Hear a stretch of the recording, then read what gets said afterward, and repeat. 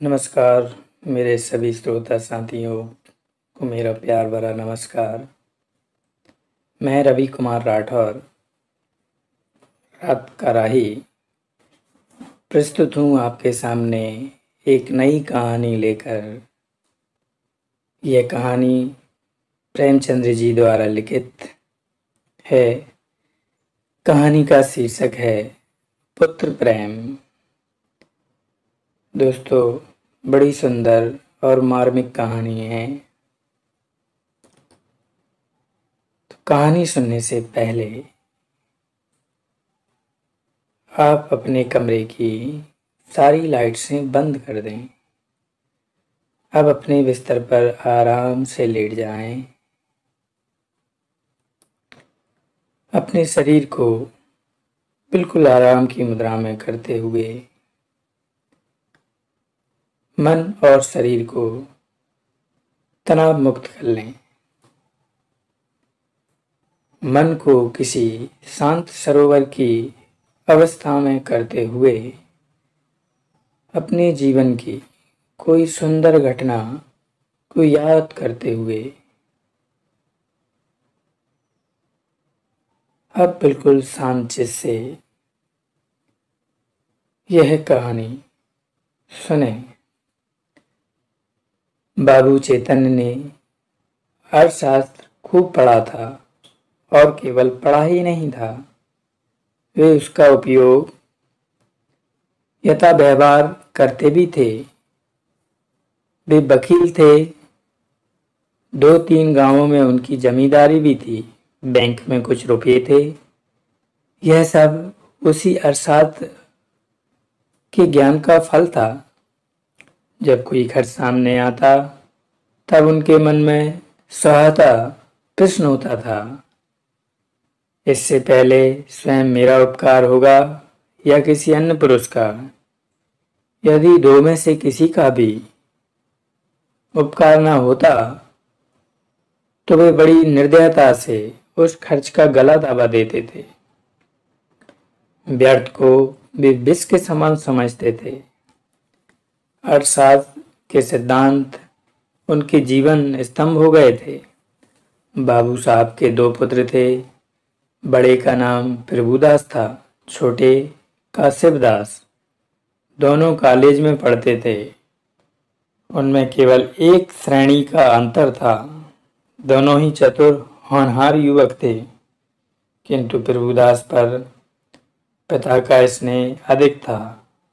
उसमें सदुत्साह की मात्रा अधिक थी और पिता को उनकी जात से बड़ी बड़ी आशाएं थीं। वे उसे विद्योन्नति के लिए इंग्लैंड भेजना चाहते थे। उसे बैरिस्टर बनाना उनके जीवन की सबसे बड़ी अभिलाषा थी। किंतु कुछ ऐसा संयोग हुआ कि प्रभुदास को बीए की परीक्षा के बाद ज्वर आने लगा। डॉक्टर की दवा होने लगी। 1 मास तक नित्य डॉक्टर साहब आते रहे, पर ज्वर में कमी ना हुई। दूसरे डॉक्टर का इलाज होने लगा, पर उससे भी कुछ लाभ ना हुआ। प्रभुदास दिनों दिन क्षीण होता चला जाता था। उठने बैठने की शक्ति ना थी।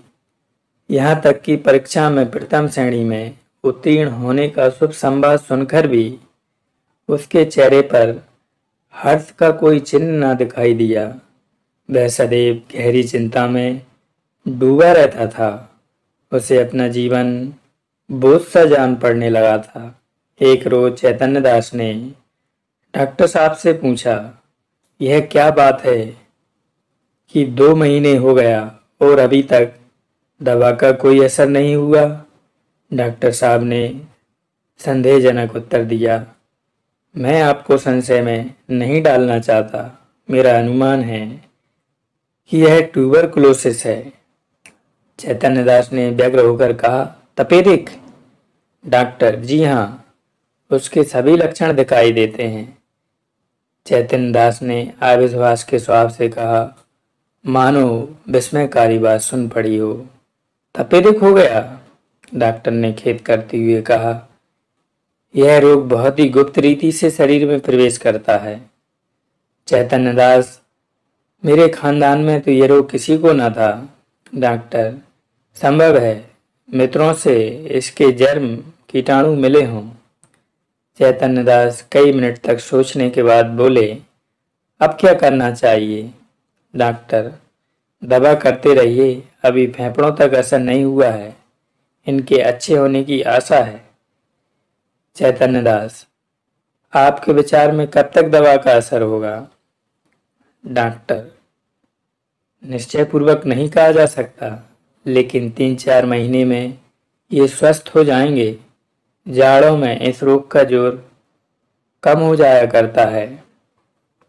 चैतन्य दास, अच्छे हो जाने पर ये पढ़ने में परिश्रम कर सकेंगे? डॉक्टर, मानसिक परिश्रम के योग तो ये शायद ही हो सकें। चैतन्य दास, किसी सैनिटोरियम पहाड़ी स्थल में भेज दूं तो कैसा हो? डॉक्टर, बहुत ही उत्तम। चैतन्य दास, तब तो ये पूर्ण रीति से स्वस्थ हो जाएंगे। डॉक्टर, हो सकते हैं, लेकिन इस रोग को दबा रखने के लिए इनका मानसिक परिश्रम से बचना ही अच्छा है। चैतन्य दास निराश भाव से बोले, तब तो इनका जीवन नष्ट हो गया। गर्मी बीत गई, बरसात के दिन आए।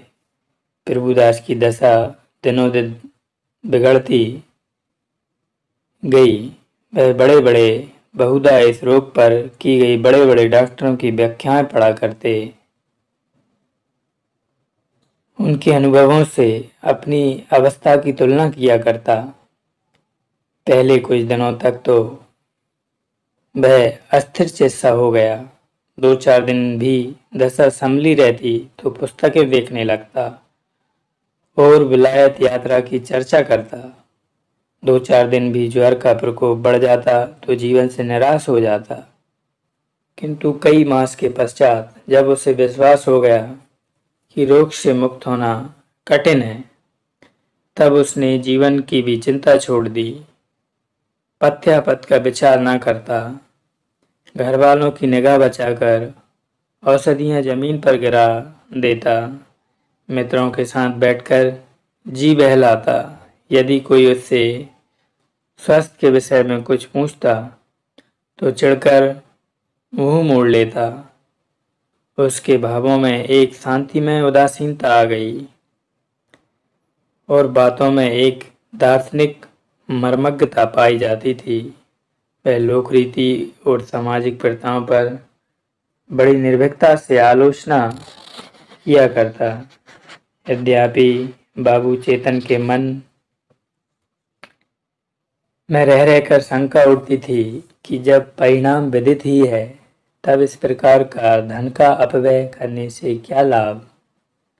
तथापि वे कुछ तो पुत्र प्रेम और कुछ लोक मत के भाव से भय से धैर्य के साथ दवा दर्पण करते जाते थे।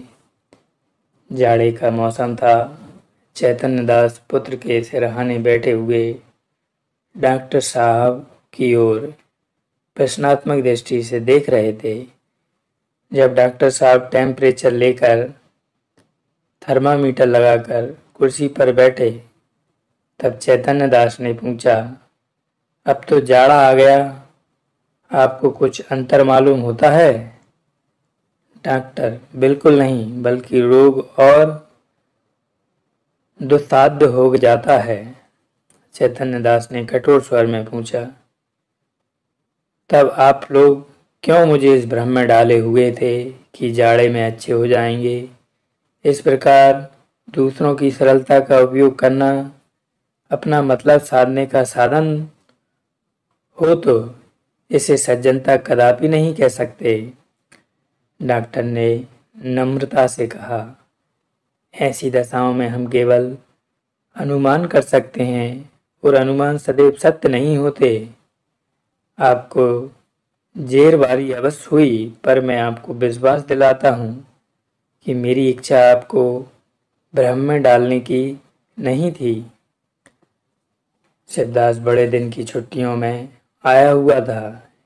इसी समय वह कमरे में गया और डॉक्टर साहब से बोला, आप पिताजी की कठिनाइयों का स्वयं अनुमान कर सकते हैं। अगर उनकी बात नागवार लगी हो तो क्षमा कीजिएगा। चेतन दास ने छोटे पुत्र की ओर वात्सल की दृष्टि से देखकर कहा, तुम्हें यहाँ आने की क्या जरूरत थी?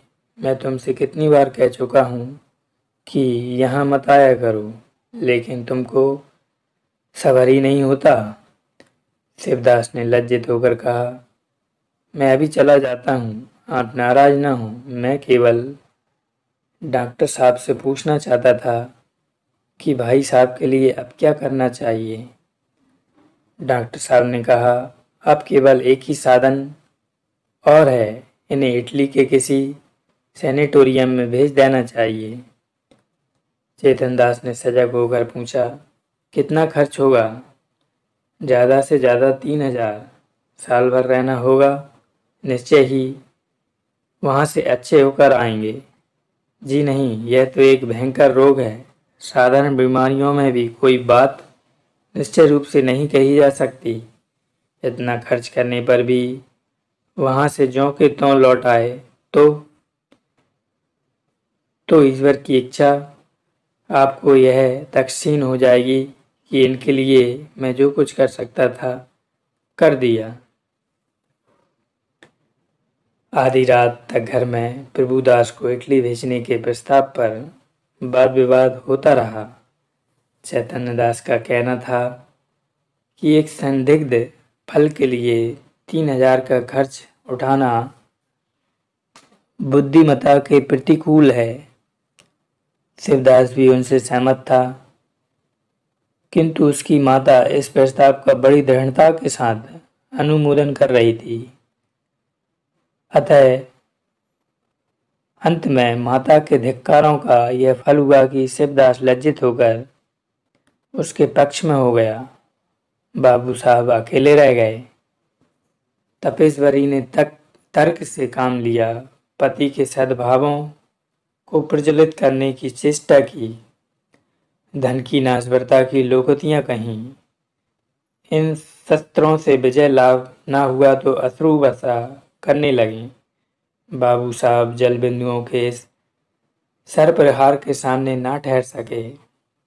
इन शब्दों में हार स्वीकार की। अच्छा भाई, रो मत, जो कुछ तुम कहती हो वही होगा। तपेश्वरी, तो कब? रुपये हाथ में आने दो। तो यह क्यों नहीं कहते कि भेजना नहीं चाहते? भेजना चाहता हूँ, किंतु अभी हाथ खाली है। क्या तुम नहीं जानती? बैंक में तो रुपये हैं, जायदाद तो है। 2-3 हजार का प्रबंध करना ऐसा क्या कठिन है? चैतन दास ने पत्नी की ओर ऐसी दृष्टि से देखा मानो उसे खा जाएंगे, और एक क्षण के बाद बोले, बिल्कुल बच्चों की सी बातें करती हो।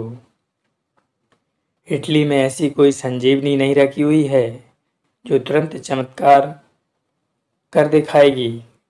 तब वहाँ भी केवल प्रारब्ध ही की परीक्षा करनी है तो सावधानी से कर लेंगे। पूर्व पुरुषों की संचित जायदाद और रखे हुए रुपये में अनिश्चित हित की आशा पर बलिदान नहीं कर सकता। तपेश्वरी ने डरते डरते कहा, आखिर आधा हिस्सा तो प्रभुदास का भी है ना? बाबू साहब तिरस्कार करते हुए बोले, आधा नहीं, उसको मैं अपना सर्वस्व देता जब उससे कुछ आशा होती। वह खानदान की मर्यादा और ऐश्वर्य बढ़ाता और इस लगाए हुए धन के फलस्वरूप कुछ कर दिखाता। मैं केवल भावुकता के फेर में पड़कर धन का नाश नहीं कर सकता। तपेश्वरी अभाग रह गई। जीत कर भी उसकी हार हुई। इस प्रस्ताव के 6 महीने बाद शिवदास बीए पास हो गया।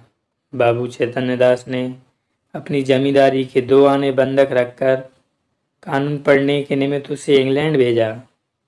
उसे बम्बई तक पहुंचाने गए। वहां से लौट आए तो उनका अंतःकरण सदिच्छाओं से परिपूर्ण था। उन्होंने एक ऐसे चलते हुए काम में रुपये लगाए जिससे अपरिमित लाभ होने की आशा थी।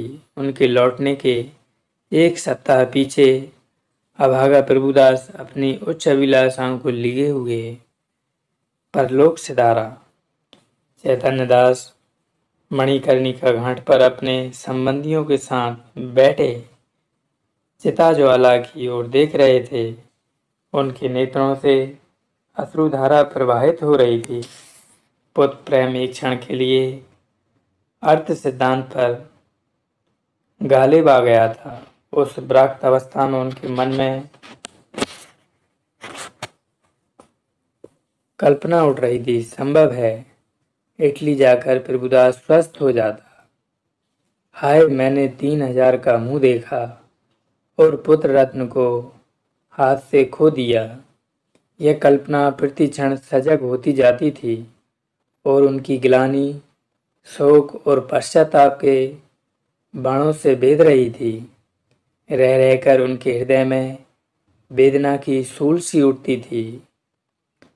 उनके अंतर की ज्वाला उस चिता ज्वाला से कम दत्तकारणी न थी।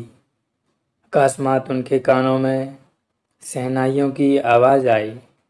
उन्होंने आंख उठाई तो मनुष्यों का एक समूह एक आरती के साथ आता हुआ दिखाई दिया।